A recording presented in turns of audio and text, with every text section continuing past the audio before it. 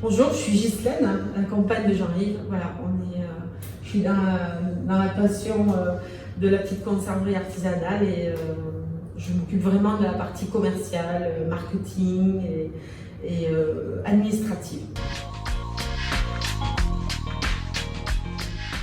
Ce poste-là posait effectivement des problèmes au niveau des postures qui étaient très contraignantes, avec des forces à exercer qui étaient très importantes sur le levier, des flexions du tronc, des rotations de la colonne vertébrale. Mais au-delà de ça, il y avait toute une pression temporelle qui était très importante. Une fois le sertissage effectué, il y avait une mise en autoclave qui doit se faire rapidement, donc une pression temporelle très, très difficile à contrôler pour les jeunes employés. Et il y avait également toute une expérience qui est en cours d'acquisition, que le responsable de la conserverie maîtrise parfaitement, avec des calculs mentaux sur le nombre de boîtes qu'il faut avoir par rapport à la masse de farce qu'on a, que eux ne maîtrisent pas encore. C'est un apprentissage, donc ça fait partie de la transmission, donc c'est des facteurs qui sont aussi importants à faire passer pour qu'ils puissent. Donc ils faisaient des allers-retours dans le stockage de boîtes pour pouvoir avoir le nombre de boîtes suffisant. Donc voilà, il y a tout un facteur organisationnel, des facteurs organisationnels qui sont aussi importants dans l'apparition des troubles musculo-squelettiques. J'ai utilisé l'outil de l'INRS ED6161 parce que c'est un outil qui permet de travailler sur les différentes dimensions et les différents déterminants des situations de travail, donc que ce soit la charge physique, que ce soit les dimensionnements des postes de travail, les caractéristiques temporelles des situations de travail. Donc c'est quelque chose qui est très complet, qui permet d'aborder avec les personnes, donc les employés, qui permet de discuter avec eux de ces différentes caractéristiques en regardant avec eux. Le code couleur est très simple à utiliser, donc c'est un outil de dialogue qui est hyper intéressant.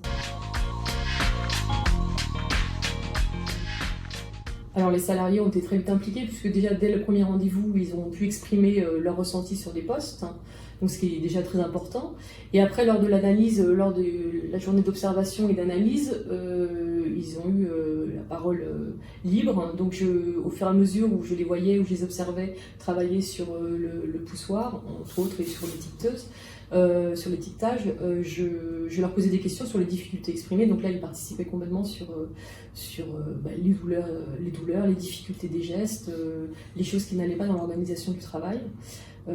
Et après, au niveau du plan d'action, ils ont aussi été impliqués, puisqu'ils étaient présents quand on a parlé des solutions évoquées. Ils étaient aussi source de propositions, ce qui est hyper intéressant, parce qu'ils sont au cœur du sujet.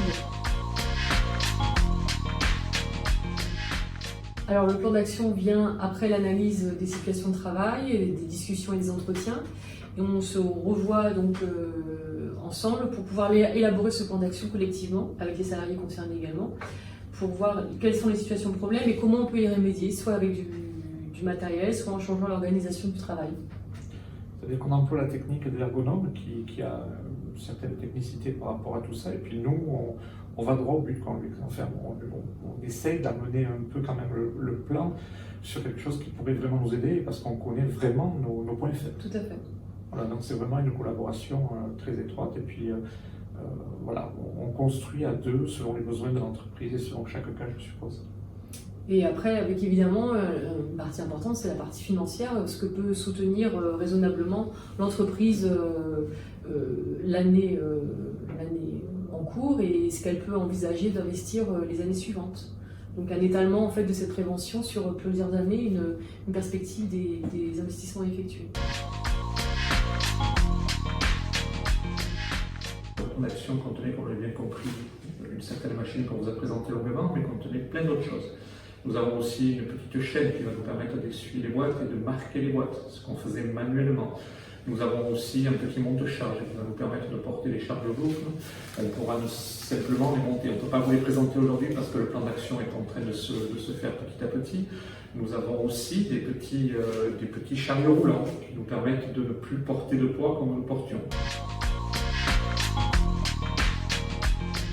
Ergonome est venu aussi écouter mon travail et l'observer avec moi, et on a pu mettre en avant des vrais soucis de longueur dans l'administratif qui étaient à ma charge, et des solutions qui vont nous être apportées. On est super impatients aussi, de façon à avoir moins de facturation, à faire soi-même voilà, un nouveau site qui va pouvoir nous permettre de faire une vraie gestion commerciale, c'est pas inintéressant non plus, et moins de saisie, tout simplement, des heures de saisie qui m'incombaient, voilà, qui vont être un soulagement pour moi et pour tout le monde aussi.